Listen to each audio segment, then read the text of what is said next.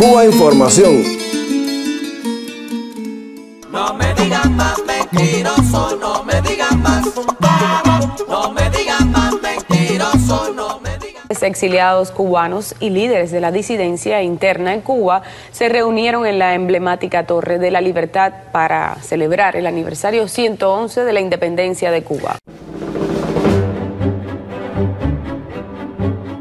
El 20 de mayo de 1902 se proclamaba oficialmente la independencia de Cuba de la metrópoli española, pero esta fecha en la actualidad no es celebrada en la isla.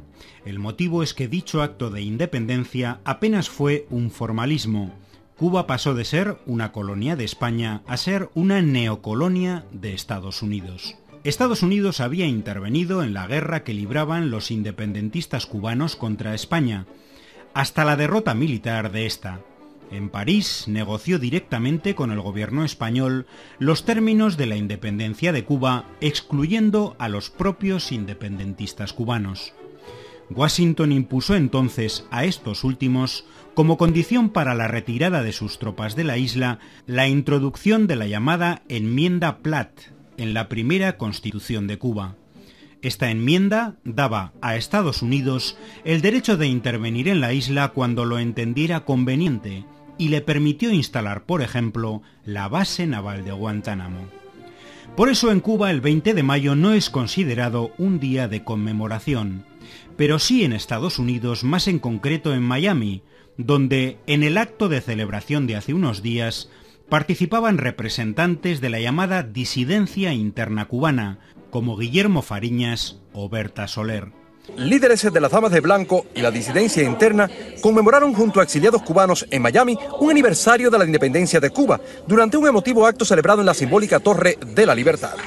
Es curioso que quienes son presentados en los grandes medios como representantes de una supuesta sociedad civil cubana celebren con júbilo la fecha en que Cuba pasó a ser una colonia norteamericana. Es el mismo papel que jugaron en el siglo XIX los llamados anexionistas cubanos, partidarios de convertir a la isla en uno más de los estados de Estados Unidos. Por ello, resulta lógico y coherente que estos disidentes, en su visita a Miami, recibieran decenas de homenajes y fueran presentados en los medios como auténticos héroes.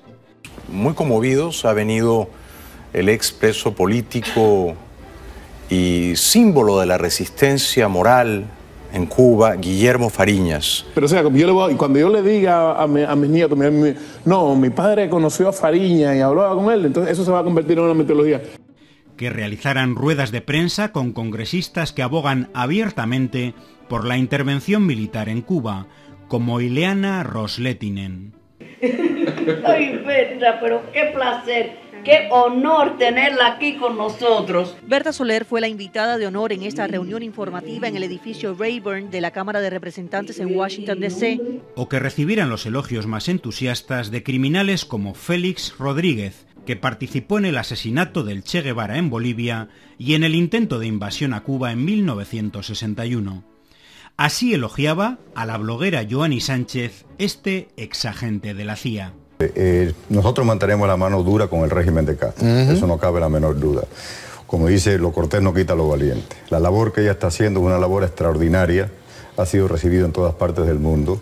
Hoy en día hay que reconocer, la lucha es diferente. En nuestra época se pudo hacer lo que hicimos, ahora los tiempos han cambiado y ella lleva una trayectoria a la cual debemos admirar todos nosotros. También es perfectamente coherente con el rol anexionista de la disidencia cubana el homenaje que hacía Guillermo Fariñas a uno de los mayores financiadores de actos terroristas en territorio cubano, Jorge Mascanosa.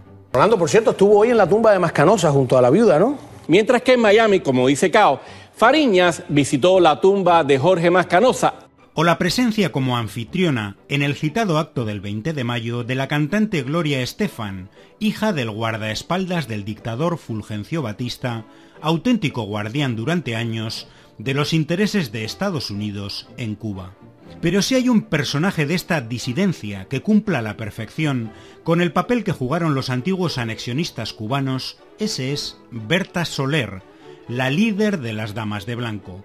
En Miami participaba en un acto con veteranos del intento de invasión a Cuba en Bahía de Cochinos y con miembros de Alfa 66, organización paramilitar causante de numerosas víctimas mortales en atentados terroristas en Cuba. Estábamos involucrados con lo que se llamó la Operación Mangush. Es posible que tú hayas oído algo de eso. Y tú eres nuestra heroína. Ante los políticos de la ultraderecha cubanoamericana, Berta Soler pedía más fondos del gobierno de Estados Unidos para la disidencia interna, reconociendo algo que sería un grave delito en cualquier país del mundo. Todo país, cuando quiere un cambio, ha necesitado y ha tenido recursos del extranjero. Entonces sí estamos pidiendo, porque la disidencia interna en Cuba está sin recursos, sin dinero, con hambre. Abogaba además porque el pueblo estadounidense siga teniendo cercenado su derecho de viajar a Cuba. Eres un turismo norteamericano, quien tiene los huevos de oro, y eso es lo que quiere el régimen castrista, que le entre ese recurso para perfeccionar, equipar y fortalecer su maquinaria represiva, pero para ganar tiempo y mantenerse en el poder.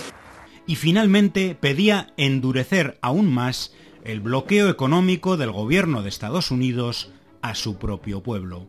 Insuperable sin duda, Berta Soler. Lo que espero es que tenga mano dura, sí, mano dura con el régimen castrista, que no esté cediendo, que no esté flexibilizando porque no da nada a cambio, que el gobierno norteamericano mantenga el embargo para el gobierno cubano.